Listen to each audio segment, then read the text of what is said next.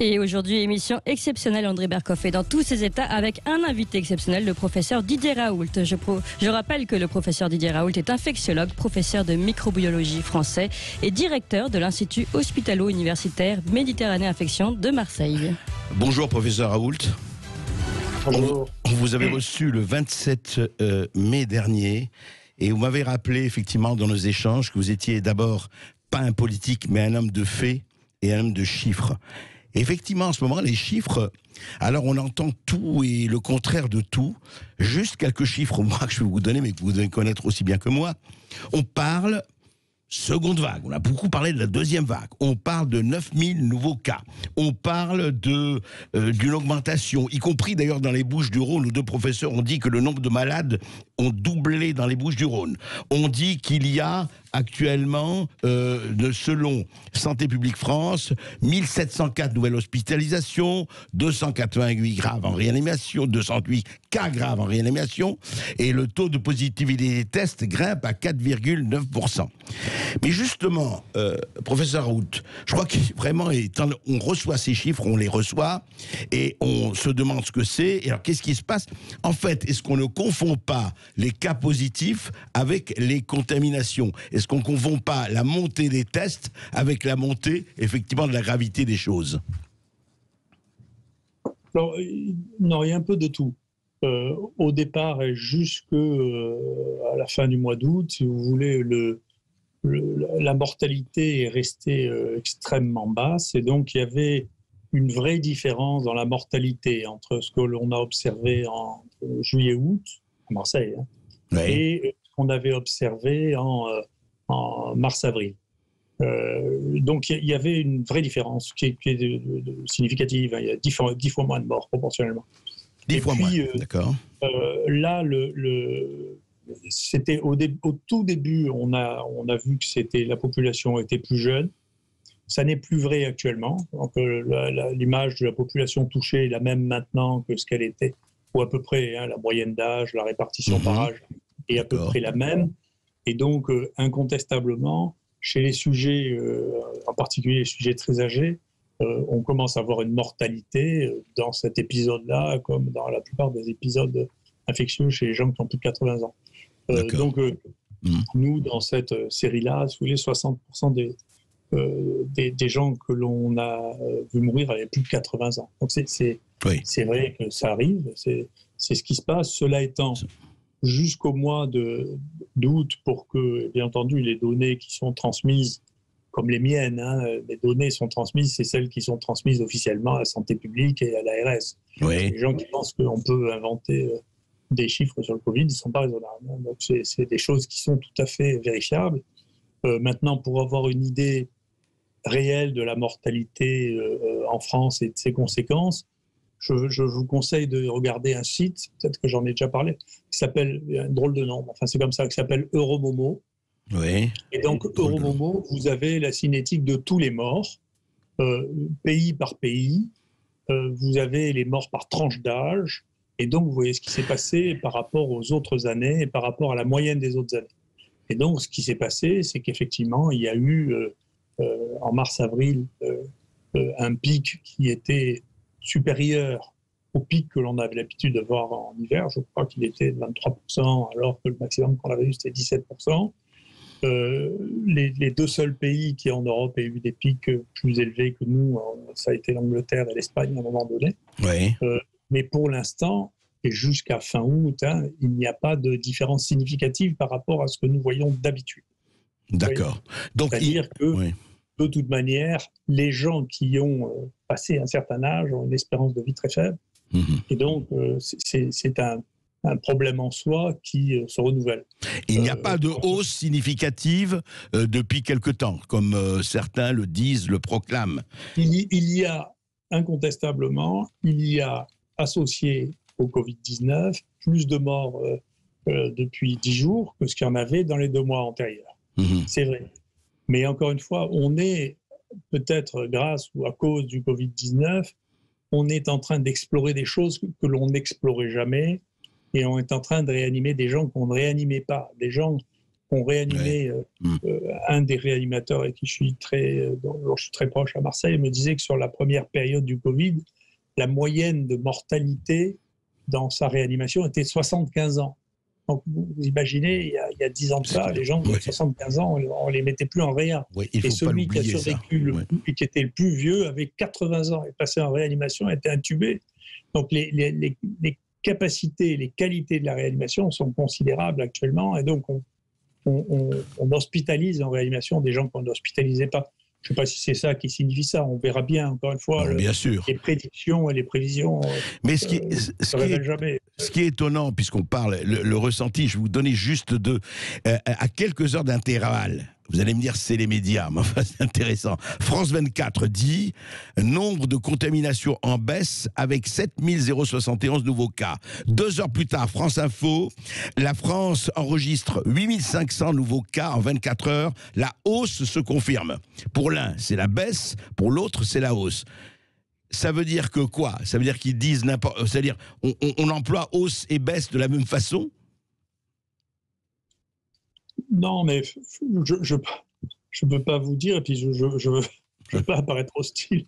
Mais si vous voulez, on ne vit pas sur les mêmes échelles de temps. Ouais. Donc, si vous voulez, quand on est... J'ai dû avoir l'occasion de le dire, dans ma jeunesse, j'étais président d'université, j'avais une école de journalisme dans le périmètre de mon université. Donc j'ai appris beaucoup de choses, en particulier que les journalistes m'ont dit, quand je dis, mais vous ne voyez pas que vous dites une fois quelque chose, le lendemain vous dites le contraire. Je dis, monsieur Raoult, journaliste, ça veut dire journal, ça veut dire jour. Et donc je comprends que votre réactivité n'est pas exactement la même. La même, non, je suis compris. D'accord. Mais... Et en plus, moi qui fais de la recherche, si vous voulez, il y a au moins 5 ou 8 champs pendant lesquels ce que j'ai fait a été contesté pendant 5 à 10 ans. Donc, je ne suis pas très ému par ça. C'est la durée. Je ne suis pas dans la même échelle de temps. Oui. Mais je voudrais justement, au-delà de ça, je voudrais parler en fait de quand j'entends des choses, et je voudrais vraiment que vous éclaircissiez notre lanterne, professeur Raoult. Quand j'entends par exemple, qu'est-ce que ça veut dire les tests positifs? On dit aux USA, 90% des tests positifs ne sont pas porteurs de virus. 90%. Quand j'entends le professeur Fauci, l'infectiologue officiel des États-Unis, enfin il a été avec Trump, il n'y est plus, il dit les asymptomatiques ne transmettent pas le virus du Covid. Inutile donc aux gens sans symptômes de porter un masque. C'est lui qui l'ajoute, hein. C'est Fauci, c'est pas moi. Qu'est-ce que ça veut dire? C'est-à-dire que quand on dit ces chiffres, cas positifs, ça veut dire quoi exactement? Parce que c'est ce qu'on entend du matin au soir. Alors c'est c'est complexe. Il y a plusieurs causes problématiques dans les tests. La première, c'est que nous, on a mesuré vraiment, on s'est posé la question que vous posez, on l'a publié, hein. On a publié énormément de papiers, parce qu'on travaille beaucoup. On a déjà fait 28 publications internationales. Ouais. Et on a comparé l'existence d'un virus vivant avec la biologie moléculaire, les tests que l'on fait. Et donc, on sait ce que vous dites, c'est-à-dire qu'au-delà d'une certaine... en dessous d'une certaine concentration virale, en réalité, il n'y a pas de virus vivant. C'est ça, il n'y a pas de virus vivant en dessous de la charge virale, d'une certaine charge virale. Voilà. Et donc, nous, ça se traduit en CT, ça, et donc c'est l'inverse du CT. Et donc, nous, on sait qu'au-delà de 35 CT, dans notre laboratoire, il n'y a pas de virus vivant. Mais il y a des gens, et donc, quand on calcule ce que ça veut dire 35 chez nous, c'est-à-dire si on prend des molécules et qu'on les divise, on sait que quand on est à 35, en réalité, ça représente une molécule. Donc, si vous répondez 36, ça veut dire qu'en réalité, il n'y a plus de molécules. Et donc, pourquoi est-ce qu'il n'y a plus de molécules? Parfois, encore une fois, même quand on a 35, les virus sont morts et restent leur squelette, si vous voulez. Dans d'autres fois, c'est des résultats, des réponses non spécifiques ou ce sont des faux positifs parce que c'est très facile de faire de la PCR, mais c'est très facile d'avoir des faux positifs. Et donc, nous, dans ce qu'on vérifie, il y a beaucoup de gens qui ont un résultat positif qui viennent chez nous et on a entre 25 et 40% de faux positifs. Quand on dit, écoutez, non, ça n'est pas des vrais positifs, c'est des faux positifs.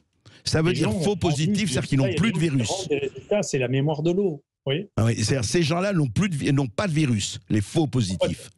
Non. C'est ça.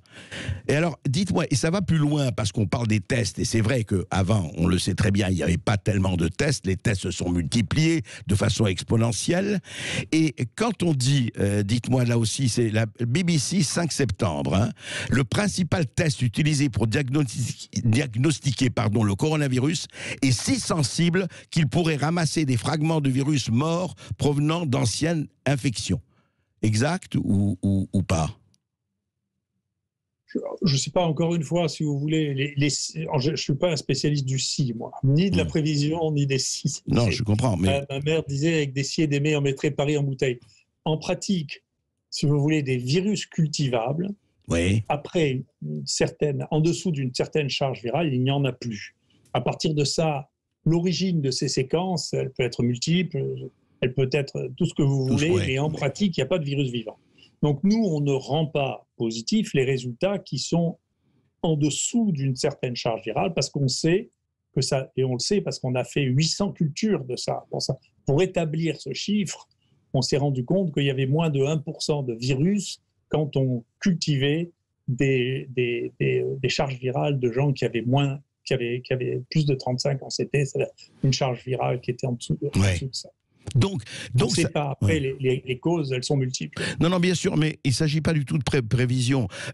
Simplement, quand on annonce contamination exponentielle, etc., montée, parce qu'on entend tout ça, jusqu'au ministre de la Santé récemment, qui disait, écoutez, juste un petit extrait sur, oui, on s'attend à Olivier Véran. Ce que je peux vous dire d'ores et déjà, c'est que l'hospitalisation et l'admission en réanimation n'est que le reflet de la situation épidémique d'il y a 2 semaines.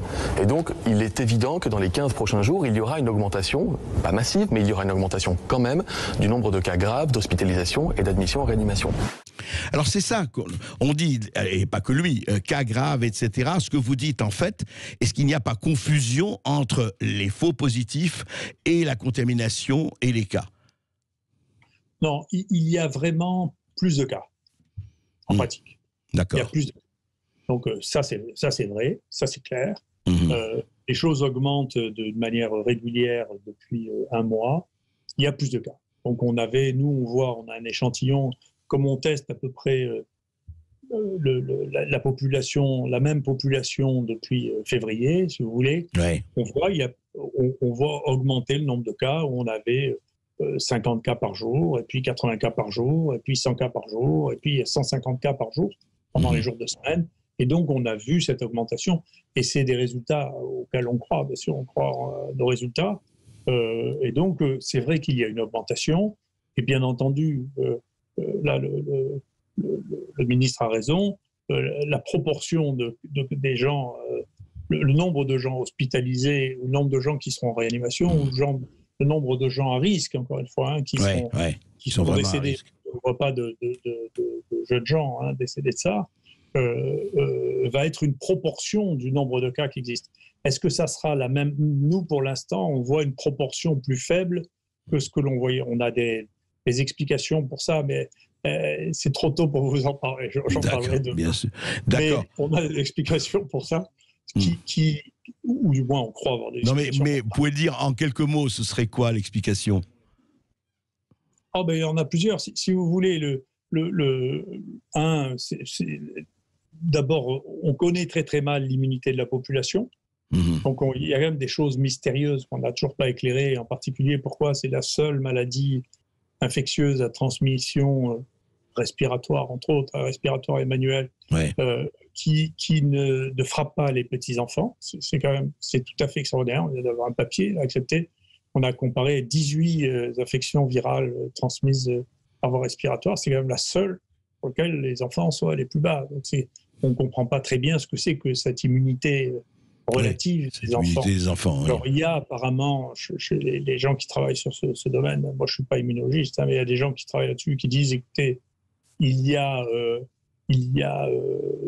certains enfants qui ont une immunité naturelle, et puis il y a, semble-t-il, une immunité croisée partielle avec certains des coronavirus qui circulent, dont les enfants sont justement la première cible. Donc il est possible que les enfants si c'est une immunité qui ne dure pas très longtemps, il est possible que les enfants soient mieux protégés parce qu'ils ont été plus infectés que les autres.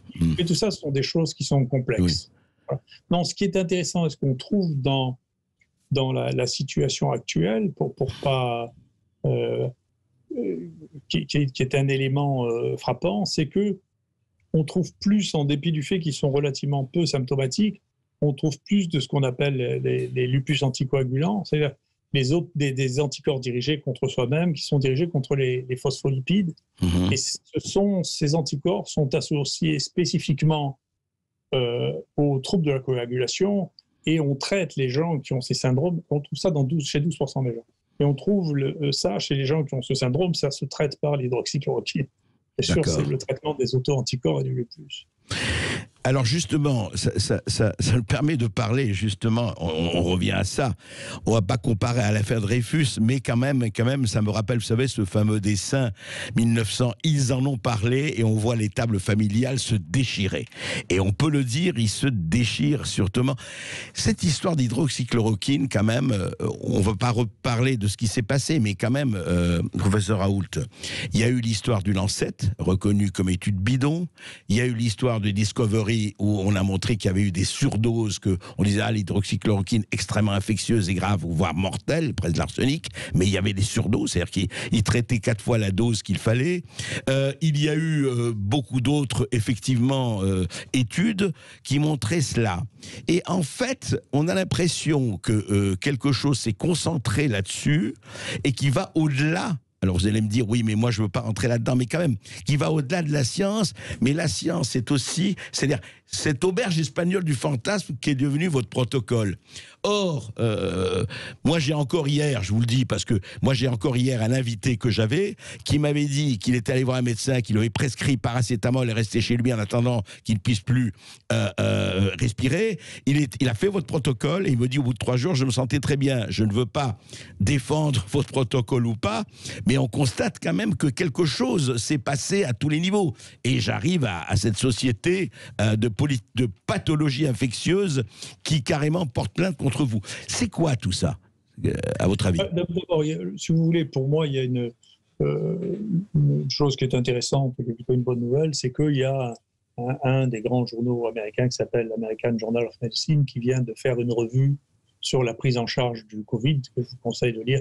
Le dernier auteur est quelqu'un qui s'appelle Rich, qui est un des plus grands épidémiologistes du monde, qui recommande de donner l'hydroxychloroquine avec de l'azithromycine, en particulier dans les stades précoces. Donc, c'est bien, c'est signé par plus de 20 auteurs de 20 sites différents, des plus grands hôpitaux américains et mondiaux. Donc, il y a des choses qui le capent. Écoutez, je ne peux pas vous dire ce que c'est parce qu'il me manque une case. Depuis tout le temps, je ne comprends rien, si vous voulez, aux notions symboliques. Je n'y comprends rien. Et c'est devenu là, l'hydroxychloroquine, il y a 2 parties. Il y a une partie médicamenteuse, ça je la connais très très bien, depuis extrêmement longtemps. Je commençais à manger ça quand j'étais tout petit, en Afrique. Et puis il y a une partie symbolique qui est d'une autre nature, et je ne comprends pas mais je comprends ni ça, ni autre chose. Hein. Vous voyez que l'affaire Dreyfus reste la quintessence de ce que représente l'antisémitisme et pas le Veldiv, je ne comprends pas pourquoi. Vous voyez, on ne parle pas de la même échelle. Oui, vous voyez, donc ça veut dire que les activités symboliques qui ont fixé, je vous en parle parce que vous parlez de l'affaire Dreyfus, et c'est quelque chose à quoi je suis sensible comme le reste. Ma famille aussi s'est déchirée à ce propos-là. Hein. Bon, mon grand-père a démissionné de l'armée. Enfin, c'était... Donc, encore une fois, ces éléments symboliques qui deviennent des éléments d'identification du camp dont on fait partie, c'est des choses que je ne comprends pas. Et donc, parfois, j'étais embêté parce que je touchais à des choses qui symboliquement avaient cessé. C'est pour ça que j'utilise, Baudrillard l'avait exprimé d'une autre manière, en disant, voilà, enfin, il a fait un livre magnifique, Le symbolisme et la mort. Hein. Oui, absolument. L'échange symbolique et la mort. Avec les moyens digitaux, on rentre dans une hyper-réalité qui est déconnectée de la réalité. Et moi, je viens d'avoir une amie avec qui je parlais, qui est une méthodologiste, avec qui je discutais de qu'est-ce qui doit primer. Est-ce que c'est les critères d'inclusion médicaux ou est-ce que c'est l'analyse des études sur lesquelles nous étions en désaccord? Et à la fin, je lui ai posé la même question. Qu'est-ce que tu vas faire, toi? Elle me dit, Si c'est ma mère, je lui donnerai l'hydroxychloroquine. Et pourtant, elle était contre sur le plan méthodologique. Vous voyez, la vie est compliquée. C'est-à-dire, on n'est pas que des êtres rationnels. Et cette partie-là, très, très déconnectée de la pratique, c'est que c'est une partie qui manque dans mon cerveau. Voilà. Oui, enfin, elle manque pas totalement, parce que vous avez lu Baudrillard quand même, et ça vous a donné quelques idées et quelques lumières. Professeur Raoult, oui, mais il y a la partie symbolique, et on pourrait effectivement en parler longuement, et puis il y a la partie économique quand même. Parce que parlons-en de la partie économique, on ne peut pas ne pas en parler. Moi, je suis très frappé. On vous a reçu il y a 3 mois et demi ici sur Sud Radio. On a suivi évidemment ça. Il y a quand même quelque chose d'étonnant. Encore une fois, sans prendre parti ou quoi que ce soit, il y a quand même, comme par hasard, les plus montés contre vous, contre le protocole, contre tout ça, sont des gens qui ont quand même partie liée, on ne va pas le nommer X et Y et Z, mais enfin quand même, avec un certain nombre de laboratoires. On a les chiffres, c'est public, tout ça n'est pas... Ce n'est pas de l'enquête, ce ne sont pas des révélations. Mais il y a quand même ce facteur économique qui joue quand même un rôle et qui me paraît très grave. Pourquoi ? Au-delà même du Covid-19. C'est-à-dire, est-ce que nous sommes aujourd'hui absolument sur les rails, dans les balises de Big Pharma ? Je veux bien, mais expliquons-nous et clarifions. Écoutez, je pense que là aussi, je pense que c'est plus compliqué. Je pense que les gens qui participent à l'évaluation thérapeutique des nouvelles molécules pensent réellement, c'est une discussion que j'ai eue plusieurs fois avec des collègues ici, oui. Pensent réellement que l'idée de se servir de vieilles molécules pour faire face à de nouvelles questions est une manière de penser qui est idiote. Il y a des gens qui pensent ça. D'accord ? Moi, je pense que, si vous voulez, ce qui est idiot, c'est de penser que les molécules, en particulier celles qui sont des molécules issues de molécules naturelles, n'ont qu'une fonction, est idiot. On les a identifiées par la première fonction pour laquelle on les a testées. Ça ne veut pas dire qu'elles n'étaient pas à 36 000 fonctions. Et donc, en particulier, les molécules très anciennes, vous voyez, celles des deux prix Nobel ensemble, sont 2 prix Nobel merveilleux, le japonais qui a découvert, je ne sais pas combien, 200 ou 300 molécules, et cette chinoise qui a utilisé l'artémisine, sont des molécules qui sont polyvalentes en réalité. D'accord ? Et donc, l'idée que ça ne servait qu'une molécule trouvée dans une plante... À une seule fonction. C'est une idée idiote. Les plantes n'ont pas inventé une molécule pour lutter contre le paludisme. Pas plus la quinine, dont on a fait l'hydroxychloroquine, que l'artémisia, avec laquelle on traite le paludisme, qui est d'ailleurs qui a une certaine efficacité contre le Covid-19 aussi. Donc, si vous voulez, c'est ce qu'on appelle d'admettre la pluripotentialité des molécules. C'est probablement le champ scientifique le plus dynamique actuellement. C'est ce qu'on appelle le repurposing pour des méthodes technologiques extrêmement poussées, si vous voulez, qui est un champ extrêmement nouveau, mais qui va demander, et ça c'est un problème vraiment politique, moi je soulève depuis plusieurs années, il faut qu'il y ait un modèle économique de développement de molécules anciennes. Sinon, personne ne les testera, personne ne paiera pour ces essais thérapeutiques. Et donc, nous sommes dans un problème de politique économique. Je l'ai dit au président de la République et je l'ai dit 2 fois. Il faut trouver une solution pour que les molécules anciennes puissent être utilisées dans de nouvelles indications et que ce puisse être rentable pour que quelqu'un le fasse, que quelqu'un dépose à la NSM une demande d'autorisation de mise sur le marché pour une autre indication. Pour ça, il faut que quelqu'un paye. Et donc, il y a une vraie question une molécule chimique, ça ne dure pas 20 ans, c'est éternel. Et donc, on ne peut pas avoir un modèle de brevet comme sur un iPhone, si vous voulez, sur une molécule chimique éternelle. C'est idiot. Il nous faudra comprendre ça. Vous voyez bien que le problème est d'une profondeur beaucoup plus grande que celle de ces conflits un peu ridicule autour d'un mot ou d'un symbole. Ce que ce symbole veut dire est quelque chose de beaucoup plus profond que l'hydroxychloroquine elle-même. Mais c'est très intéressant. Non, ce que vous dites profondément, c'est intéressant parce que vous avez ceux qui opposent, car vous dites justement recycler, enfin parler de l'utilisation de la multifonctionnalité des molécules, de montrer ça. On a l'impression que certains disent du passé faisons table rase, je veux dire finissons-en, parlez pas, ça c'est vieux, c'est fini, etc. Et inventons. Et vous nous aviez dit ici même à cette émission il y a 3 mois et demi, attendez, il n'y a pas beaucoup de molécules qu'on invente, c'est pas tous les jours et loin de là. Alors il y a ça. le du passé faisons table rase, et puis il y a les autres qui disent mais attendez, les vieilles molécules elles sont dans le domaine public, et puis oui mais ça va pas, ça rapporte pas. Il faut quand même le dire aussi, il y a ça malheureusement, mais ça existe. Oui, mais donc la manière de résoudre ce problème, de mon point de vue, moi je vois ça de l'extérieur, c'est une question qui se pose depuis longtemps parce que j'ai été le premier à réutiliser une quantité de molécules depuis une vingtaine d'années. Ouais. Y compris des molécules, personne ne s'en souvient, mais très anciennes, très anciennes. La polymyxine, c'est moi qui l'ai réutilisée. Et maintenant, tout le monde l'a réutilisée après pendant 15 ans. Oui. Donc cette réutilisation pose, et dans le rapport que je faisais au ministre il y a 20 ans, je lui disais il y a un vrai problème avec les molécules anciennes qu'on ne sait plus vendre, et y compris ces molécules quand elles sont génériquées, le génériqueur n'a pas vraiment d'engagement sur le fait d'avoir des fournitures et des stocks. Donc vous pouvez être en rupture de stock d'un médicament génériqué du jour au lendemain sans pouvoir reprocher quoi que ce soit à qui que ce soit, puisque la molécule n'appartient plus à personne. Oui, donc, domaine public. Moi, je pense qu'il y a une vraie réflexion politique qui n'est pas superficielle. Ça, c'est non, elle est passionnante, elle est vraie. Sur les médicaments, c'est d'admettre que les molécules sont éternelles, et parce qu'elles sont éternelles, on ne peut pas les traiter comme des choses à jeter. Et donc, pour qu'elles puissent être utilisées, il faut inventer un système qui soit compatible. On vit dans un système capitaliste, c'est comme ça. Il faut que ce soit compatible avec ce système, parce que si ça n'est pas compatible avec ce système, on ne peut plus travailler dessus. Donc, si je vous suis, parce que c'est vrai que c'est capital, comme on ne peut plus, parce que qu'est-ce que vous disent les labos? Oui, attendez, c'est bien gentil, mais comment rentabiliser une molécule déjà passée dans le domaine public? Donc, il faut rentabiliser les nouvelles fonctions. C'est ça, il faut rentabiliser les investissements qu'on peut faire sur les potentialités de nouvelles fonctions de cette ancienne molécule, enfin de cette molécule qui existe depuis longtemps. Parce que c'est ça le problème, vous dites, on est un régime capitaliste, on aime ou on n'aime pas, c'est notre problème, mais comment justement, parce que c'est une fonction, c'est une raison capitale, et on le voit bien pour l'AZT, l'hydroxychloroquine, on le voit bien pour ce qui se passe avec le Covid, on vous dit voilà, il y a un nouveau vaccin qui arrive, et à ce propos, juste un mot. Vous êtes toujours sur la position de dire le vaccin, ce n'est pas la peine, ça ne sera pas nécessaire pour le Covid-19? Non, honnêtement, pour le vaccin, je n'ai pas la moindre idée.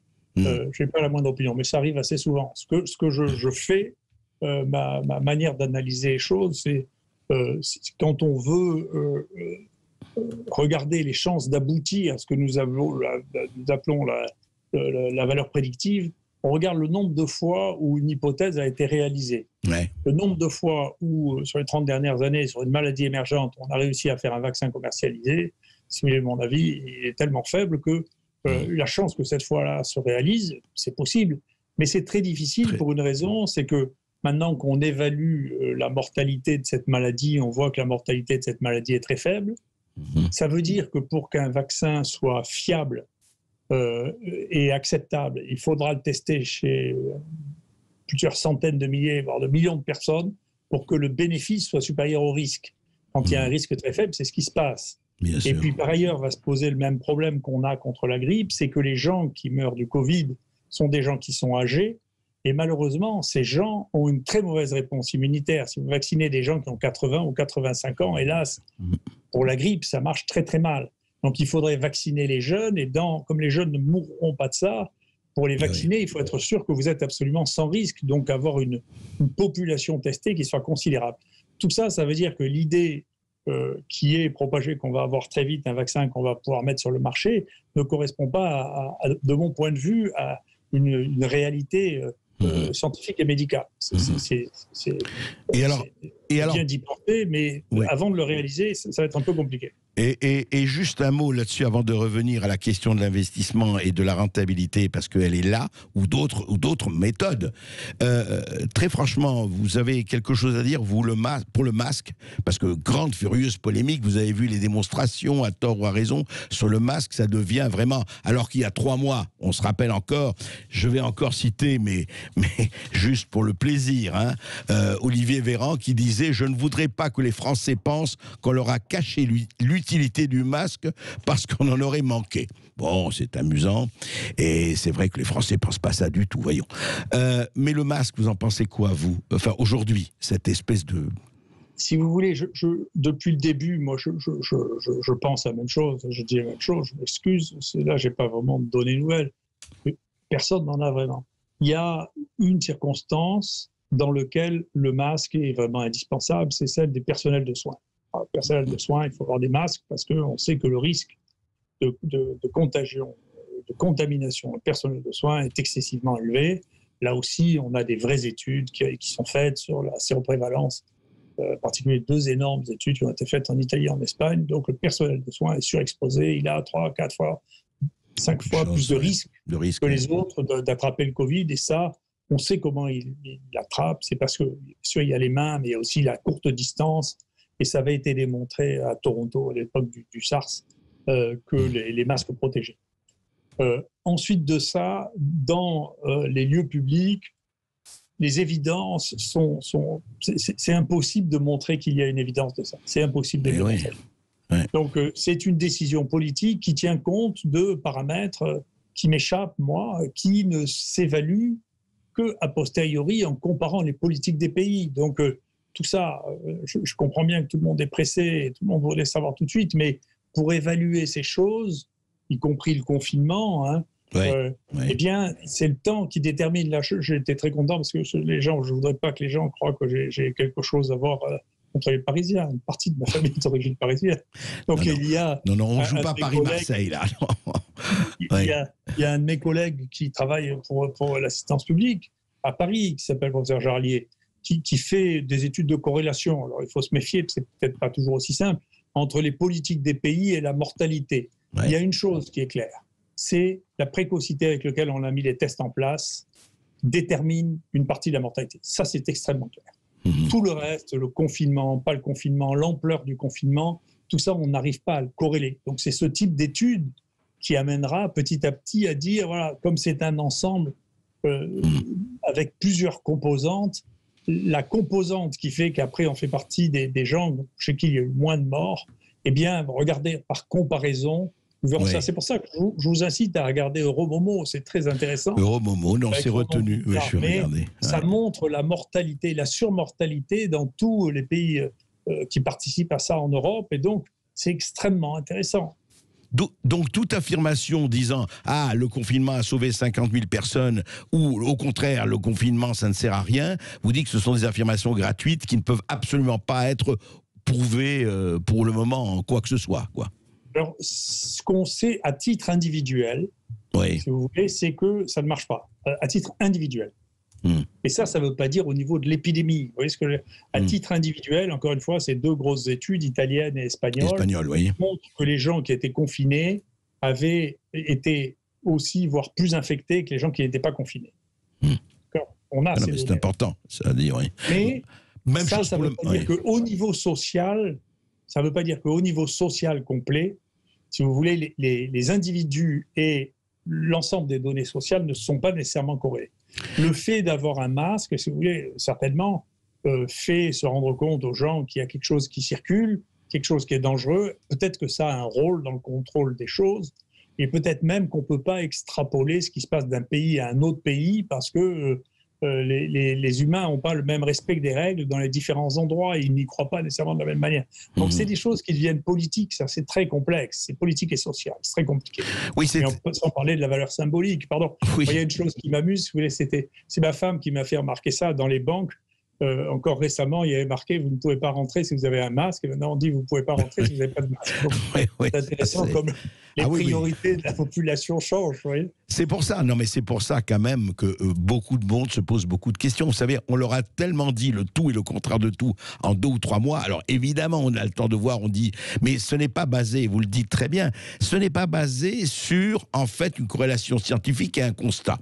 C'est basé sur la politique et la politique, c'est pas toujours. Et puis encore une fois, et là je me sens moins concerné parce que depuis le début, j'ai jamais eu une opinion scientifique parce que je ne crois pas qu'on puisse avoir. Mais encore une fois, là, pour parler de symbole, c'est encore un autre symbole, le masque. Derrière le masque, il y a quand même eu des conflits absolument terribles. La loi pour interdire le port du masque musulman était basée sur le fait qu'on n'allait plus pouvoir reconnaître les visages. Mais là, les visages, on ne les reconnaît pas non plus. Mais le masque est devenu obligatoire. Donc, il y a quand même une symbolique dans le masque qui n'est pas négligeable quand même. Donc, tout ça, de penser qu'on peut raisonner rationnellement sur des choses qui ont pris une signification symbolique de cette nature, justement, ça n'est pas raisonnable. Et non, mais vous faites bien de souligner cette dimension symbolique, mais elle est, enfin, je crois franchement qu'elle est presque au moins aussi importante. Aujourd'hui, elle a pris, en tout cas, à tort, peut-être, une dimension encore plus importante que la dimension scientifique. Il n'est qu'à voir les furieuses empoignades qu'il y a du matin au soir, un peu partout, là-dessus. Mais je voudrais revenir à ce que vous avez dit, qui me paraît très important. Comment arriver, est-ce que là aussi ce sont aux politiques de répondre à ce que vous avez dit par rapport aux molécules anciennes? Je reviens là-dessus parce que ça c'est capital. Vous dites vous-même, il y a un champ étonnant, il y a un gisement aurifère au bon sens du terme, de molécules dont il faut exploiter, mais il faut les moyens pour l'exploiter. Ça veut dire quoi? Ça veut dire que ça doit être dans le domaine public, enfin, ça doit être dans le secteur public, parce que le secteur privé vous dira, mais attendez, s'il n'y a pas de rentabilité, moi, je le fais pas. On voit très bien ce qui se passe aujourd'hui avec un certain nombre de labos et d'études et tout ça. Vous êtes bien placé pour le savoir, et vous en avez subi quelques attaques. Mais comment faire, à votre avis, professeur Raoult, pour que ceci se passe? Je ne sais pas, moi je pense que sur ces molécules et la capacité, on arrive, il y a pas mal de travaux qui se font actuellement. Je vous dis, c'est une ligne de front de la science. Hein, ça, le repurposing, ce qu'on appelle le repurposing des molécules. Il y a des gens extrêmement bien qui font ça en France, mais il y a des gens qui font.